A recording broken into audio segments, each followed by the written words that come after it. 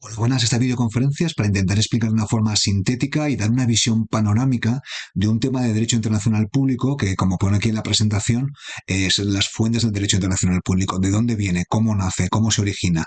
Es una visión panorámica, sobre todo la parte de tratados internacionales, básicamente va a ser muy sintética. Y bueno, la idea es que una persona que vea esta videoconferencia pues se puede aproximar al tema pues con un poco más de base. A partir de aquí, bueno, voy a hablar del origen, de las fuentes, cómo nace el derecho internacional público. La primera idea que hay que tener muy clara es que en la sociedad internacional, que es una sociedad anárquica, no hay ningún poder superior, no hay ningún tipo de, bueno, no hay jerarquías, no hay autoridad. El derecho internacional público se produce, se genera de una forma horizontal.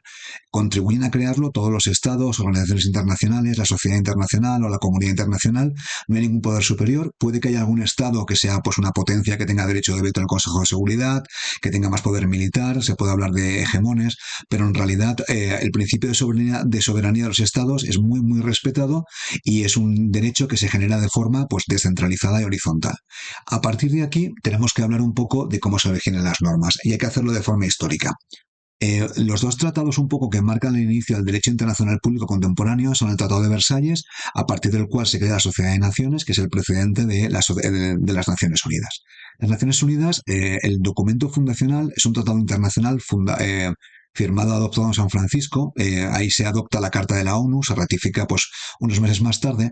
Con la Carta de la ONU tenía otro documento internacional menos conocido, que es el Estatuto de la Corte Internacional de la Corte Internacional de Justicia, que era el tribunal, una corte internacional creada por la Carta de la ONU, y en este estatuto se explica cómo iba a funcionar la corte. Entonces, es un documento de tipo menor que, bueno, fue adoptado y ratificado al mismo tiempo que la Carta de la ONU. La ratificación es inmensa, 193 estados, si hablo de memoria, quizás hay alguno más o alguno menos. Hubo una unanimidad casi absoluta, y tanto para la Carta de la ONU como para el Estatuto de la Corte. A partir de aquí, en este estatuto, que es un documento, hay un artículo fundamental que es el artículo 38.1. Este artículo pues dice que la Corte, estamos hablando del tribunal que creó la Carta de la ONU, que tiene que decidir sobre controversias, sobre problemas internacionales, pues deberá aplicar ciertas normas. Y se puede ver aquí que son un poco las bases, el origen del derecho internacional público. No es que este artículo pues cree el derecho internacional público, pero sí es una buena muestra del derecho internacional público tal como es en realidad. Entonces se puede ver aquí un poco las dos fuentes más importantes, que hablaremos un poco después de ellas, que son la costumbre y las convenciones internacionales o los tratados. Aquí se puede ver cómo están los tratados internacionales, que son las convenciones internacionales, y luego la costumbre internacional, como prueba de una práctica generalmente aceptada como derecho. Luego habla de los principios generales del derecho, que son básicamente instrumentales, y luego habla de decisiones judiciales y doctrinas de los publicistas, que son medios auxiliares, que son, lo pone aquí, medio auxiliar.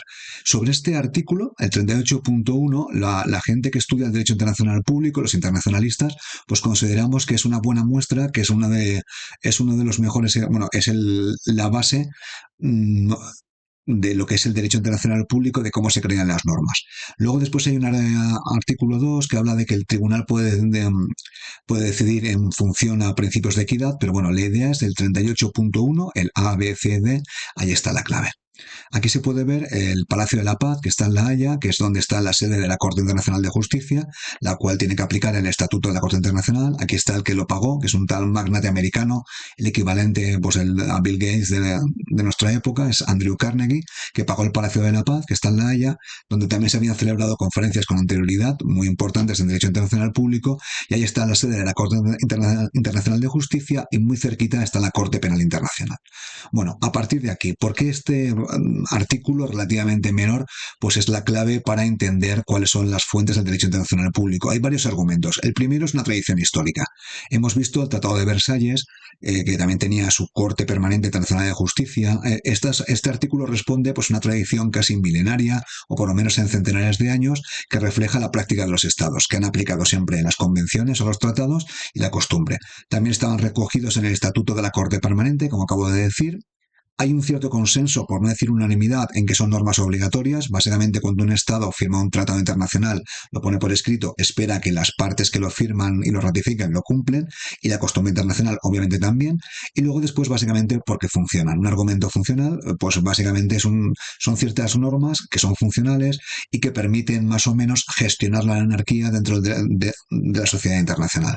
A partir de aquí, pues vamos a hablar de muy por encima de las fuentes del derecho internacional público. Hablaremos primero de la costumbre internacional, hablaremos de los tratados internacionales muy por encima. Hay gente que se dedica a estudiar esto y los estudia de forma mucho más específica. Luego hablaré de los principios de las naciones civilizadas, que se pueden entender así en forma rápida como instrumentales. La Corte lo utiliza básicamente como una forma de, pues, de llegar pues a una decisión judicial, y luego las fuentes auxiliares. Y luego hablaremos también bastante rápidamente otros que no están en ese artículo 38.1, que pueden ser las declaraciones unilaterales, las resoluciones de otras organizaciones internacionales y el llamado soft law o derecho suave.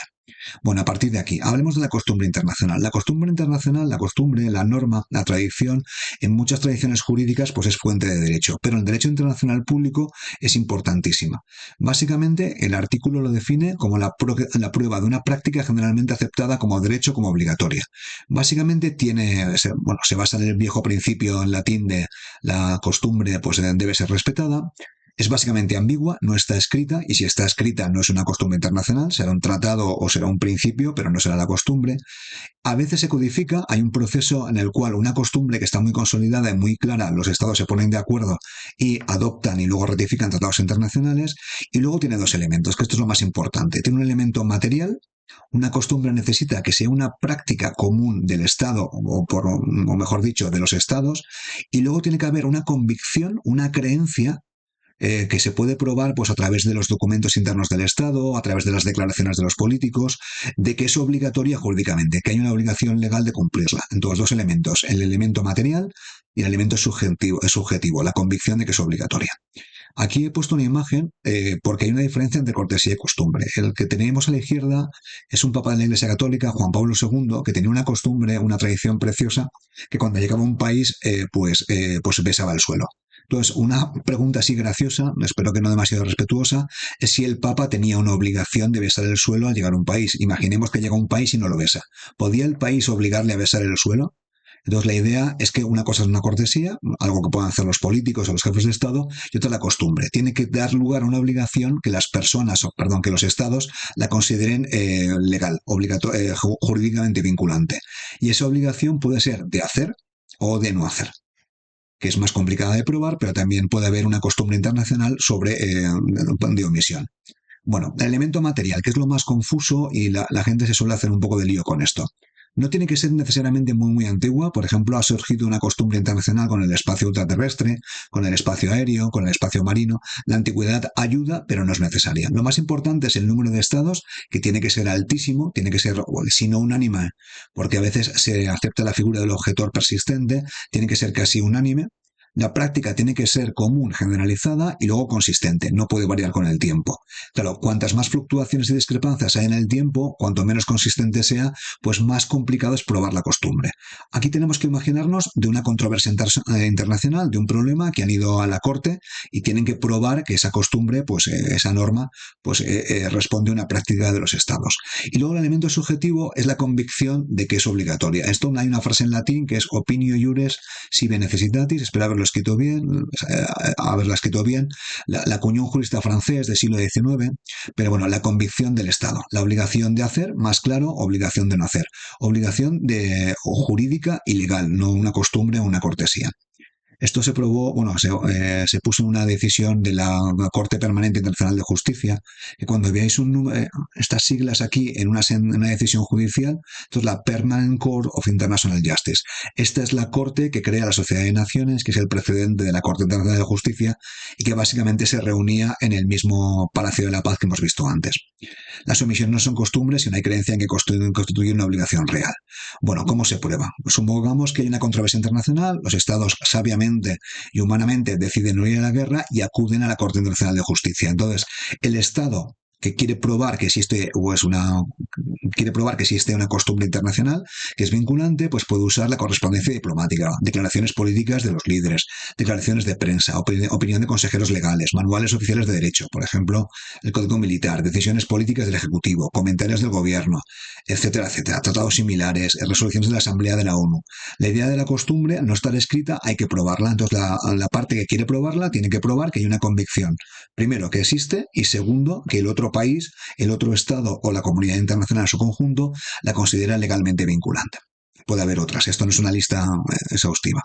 Bueno, he hablado de la costumbre y aquí es necesario hablar de un tipo de costumbre que se llama norma imperativa, en latín queda como un poco mejor, ius cogens, el derecho obligatorio, que es una tipología especial de costumbre. Esto es una norma internacional que es obligatoria o imperativa. Así como algunas costumbres, pues bueno, son discutibles, está claro, bueno, cuando se va a la corte, pues se tiene que alegar si existen o no existen. Algunas normas internacionales que pueden estar en tratados o en no, o no estar, pero bueno, se considera una costumbre. La prohibición de la tortura sería una muy evidente. Pues no hay ninguna lista, pero podemos deducirlo, hacen que cualquier tratado firmado en contra de esta costumbre pues sea nulo. Esto está recogido en uno de los tratados internacionales más importantes, que es el Convenio de Viena. No voy a hablar del tratado, pero este tratado, que es importantísimo, dice que es nulo todo tratado de que en el momento de su celebración esté en oposición con una norma imperativa de derecho internacional general. Lo que acabamos de decir, que se conoce como jus cogens. Si una norma internacional, esto es como, tiene que haber un consenso absoluto. Ahora pondremos algunos ejemplos de ellas, en el cual todos los estados del mundo consideran que un estado, si se firma un tratado que contraviene, que está en contra, pues sería directamente nulo. Estas normas de jus cogens, hay unas ciertas características que se suele hablar de ellas, suelen ser imperativas, generales, son mutables. No hay una tendencia del derecho internacional público que se llama el jus naturalismo, que considera que hay unos valores universales. En realidad estas normas pueden variar. Por ejemplo, la esclavitud estaba permitida hace 4 a 5 siglos y hoy en día se considera una norma de jus cogens obligatoria. Son jerárquicamente superiores y luego son jurisdiccionales, es decir, se pueden llevar a los tribunales. Aquí hay algunos ejemplos de normas de jus cogens. No hay una lista, con lo cual se pueden discutir, pues bueno, la prohibición del recurso a la fuerza, el principio de libre determinación de los pueblos, la prohibición del genocidio, crímenes de guerra, de lesa humanidad. Algunas normas, estas son normas que se consideran de jus cogens, no hay una lista, y bueno, se caracterizan por haber un consenso internacional absoluto y que cualquier norma que vaya en contra de ellas, pues básicamente es nula. Luego el problema está en las zonas grises. Esto es una técnica de interrogatorio llamada waterboarding. Claro, la mayoría de las personas, yo incluido, la consideramos tortura, pero claro, siempre las zonas grises son más complicadas de probar. Bueno, he hablado de la primera fuente de derecho internacional público, que es la costumbre internacional. Ahora hablaré de los tratados internacionales. Entonces, los tratados internacionales requieren un tratamiento específico, son muy complejos, pero básicamente la diferencia de la costumbre es que están por escrito. Algunos países se han puesto de acuerdo, han redactado un documento en un idioma o varios auténticos, y estos son básicamente vinculantes. Hay una convención, la Convención de Viena sobre el Derecho de los Tratados, que los regula. Había una tradición, costumbre internacional anterior, y básicamente los tratados tienen que ser respetados. Básicamente, si un país pues no cumple un tratado, se le considera escoria internacional, y el resto de países pues obviamente no firman, no adoptan más tratados con él, porque si no los cumple, pues no tiene sentido hacerlo. Bueno, para negociar un tratado hay unas ciertas fases, las voy a explicar muy por encima. En primer lugar, una negociación, las partes se ponen de acuerdo, luego después lo adoptan, lo firman, es una primera manifestación del consenso. Al mismo tiempo, normalmente a la vez lo autentifican, redactan los idiomas originales o auténticos por los cuales se tiene que interpretar este tratado. A veces la redacción en idiomas auténticos es casi como una negociación, porque cada idioma tiene sus peculiaridades. Luego, después, esos tratados van a los países que los han adoptado y tienen que ser ratificados, tienen que pillar raíces, tienen que convertirse en piedra, y esto es el segundo consentimiento. En algunos casos la adopción y ratificación tienen lugar a la vez, en otros tienen lugar por separado. Por ejemplo, pues normalmente tienen que ir al Estado, que pase por el Ejecutivo, que pase por el Legislativo con una mayoría cualificada, y luego después, cuando ambos países o una gran parte de países, si son multilaterales, lo han ratificado, pues entran en vigor y son vinculantes por los siglos de los siglos. No se pueden bueno, un Estado no puede firmar y adoptar un tratado y luego ratificarlo y luego después arrepentirse y decir que no le vincula. Estos tratados en los tiempos antiguos los escribían en piedra porque básicamente tienen que durar para siempre. Luego hay excepciones, una persona me matizaría, pero esto es básicamente cómo se hace un tratado, que son por escrito, están mucho más claros y bueno, tienen que seguir estas fases. Tanto la costumbre internacional como los tratados internacionales, la persona o el grupo o el país que quiere hacerlos valer tiene que probar que que ha habido consentimiento de los estados y que por eso y por eso tienen vigencia y tienen que ser respetados. Bueno, he hablado de la costumbre internacional, de las normas, y he hablado de los tratados, que son las dos grandes fuentes del derecho internacional público, y ahora hablaré de otros. Aquí se me ha ido del catalán valenciano. El tercero son los principios de las naciones civilizadas, que yo entiendo que básicamente son instrumentales. Estos principios, el nombre es bastante racista o imperialista, está sacado pues, de la fórmula de la Corte Penal Internacional de Justicia. Estamos hablando de 1919, de la Sociedad de Naciones, y en esos momentos distinguían entre las naciones civilizadas, que eran las europeas, y luego el resto de pueblos del mundo que los consideraban salvajes. Este obviamente hoy en día no es asumible, y hoy en día se considera que naciones civilizadas son los amantes de la paz. Países pues que no son tipo nazi, no cometen genocidios y que básicamente participan de las normas de la comunidad internacional. Bueno, eh, estos principios de derecho internacional público o principios de derecho, pues cuando llega un problema a la Corte Internacional de Justicia, pues los juristas, los jueces, que son juristas de reconocido prestigio, utilizan los principios del derecho interno, que muchos son muy, muy parecidos, o los propios de derecho internacional. Algunos ejemplos de principios se utilizan de forma instrumental, por ejemplo, de los poderes implícitos, la cosa juzgada, pacta sunt servanda, el principio de responsabilidad. Estos son principios más o menos que en todos los sistemas jurídicos del mundo pues se cumplen. Luego a nivel de derecho penal, pues el principio de legalidad, la presunción de inocencia, el principio de igualdad, de retroactividad, de non bis in idem, el principio de proporcionalidad, son principios de derecho penal internos que se cumplen en todos los países y por extensión, pues la Corte Internacional de Justicia o otra Corte Internacional pues los aplicaría. Y luego hay principios de derecho internacional específicos, pues el principio de continuidad del Estado, el principio de agotamiento de recursos internos o la prohibición del recurso al uso de la fuerza, que viene del Tratado Briand-Kellogg de 1928. Bueno, la Corte cuando tiene un problema, pues aplica estos principios y lo consideran convenientes. Son instrumentales para resolver un caso. Luego tenemos la cuarta fuente, que son los medios auxiliares. Esto aquí algún alumno le han suspendido en la asignatura porque dice que son fuentes de derecho internacional público y técnicamente serían auxiliares. Es decir, ayudan a los tribunales, a las cortes a decidir. Y aquí el artículo 38 hablaba de los publicistas y decisiones judiciales. Decisión judicial es un término genérico. Es una decisión de una corte internacional o de un tribunal de gran importancia dentro de un Estado, pues por ejemplo la Cámara de los Lores o el Tribunal Supremo de Estados Unidos o el Tribunal Supremo de Alemania, creo que se llama así Tribunal Supremo, la Corte Interamericana de Derechos Humanos. Pues bueno, los juristas que están juzgando un caso miran casos anteriores que no son vinculantes, pero bueno, las sentencias, las decisiones de otros tribunales les ayudan, son un medio auxiliar para resolver el caso que tienen entre manos. Yo, vamos, lo he puesto así de forma así graciosa, que me hacía gracia, esto de Bruce Lee, pues señalan a la luna. Es como el dedo que señala el derecho internacional público. No es el derecho internacional público, pero bueno, señalan el derecho internacional público que el tribunal tiene que aplicar.